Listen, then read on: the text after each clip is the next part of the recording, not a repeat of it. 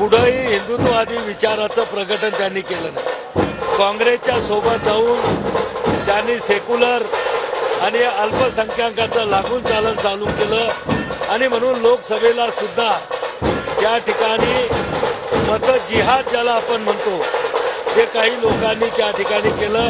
बाळासाहेबांच्या विचाराची खरी शिवसेना ही माननीय एकनाथरावजी शिंदे साहेब यांच्या नेतृत्वातली शिवसेना आहे।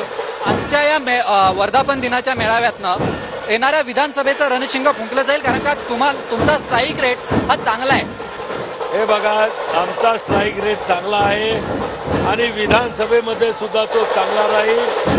2024च्या विधानसभेला महायुतीचे 200 पेक्षा जास्त आमदार निवडून आणण्यासाठी आम्ही सगळे। शेवटचा प्रश्न, नाशिक शिक्षक मतदारसंघाच्या बाबतीत महायुती एकत्र लढते, मात्र महायुतीतीलच नरहरी झिरवळ यांनी थेट ठाकरे गटाच्या उमेदवाराला पाठिंबा दिलेला आहे।